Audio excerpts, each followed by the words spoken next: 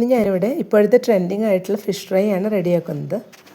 ഇതിനായിട്ടൊരു pan വെച്ച് വെളിച്ചെണ്ണ ഒഴിച്ച് കൊടുത്തിട്ടുണ്ട്. അതിലോട്ട് 1/4 ടീസ്പൂൺ പെപ്പർ പൗഡർ, 1/4 ടീസ്പൂൺ മഞ്ഞൾപ്പൊടി, 2 table spoon Kashmiri chilli powder, 1 table spoon മുളക് പൊടി, കുറച്ച് ഉപ്പും കൂടെ ചേർത്ത് കൊടുക്കാം.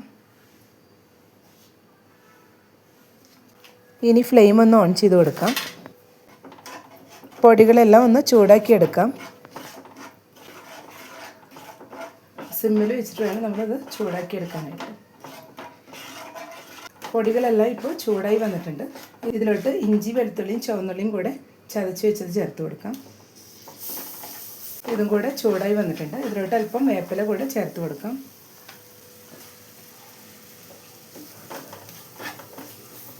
ഒരു നെല്ലിക്ക വലുപ്പത്തിലുള്ള പുളി പിഴിഞ്ഞതും കൂടെ ഒഴിച്ചു കൊടുക്കണം. എല്ലാം കൂടെ മിക്സ് ചെയ്തതിന് ശേഷം ഒന്ന് ബോയിൽ ചെയ്തെടുക്കാം. ഇപ്പോൾ എല്ലാം കൂടെ ബോയിലായി വന്നിട്ടുണ്ട്. ഇനി ഇതിലേക്ക് ഫിഷും കൂടെ വെച്ച് കൊടുക്കണം. ഞാനിവിടെ അയലയാണ് എടുത്തിട്ടുള്ളത്. നമുക്ക് ഏത് ഫിഷിൽ വേണമെങ്കിലും ഇത് ഉണ്ടാക്കിയെടുക്കാം. അത് ഇതിലൊന്ന് വെച്ച് കൊടുക്കാം.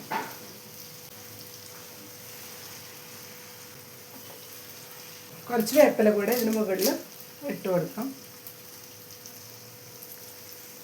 ഇനി ഒരു ലോ ടു മീഡിയം ഫ്ലെയിമിൽ വെച്ചിട്ട് ഇത് ഓരോ സൈഡായിട്ടൊന്ന് വേവിച്ചെടുക്കാം. ഇപ്പോൾ ഫിഷെല്ലാം ഒരു സൈഡൊന്ന് വെന്ത് വന്നിട്ടുണ്ട്. ഈ സമയം നമുക്കിതൊന്ന് മറിച്ചിട്ട് കൊടുക്കാം.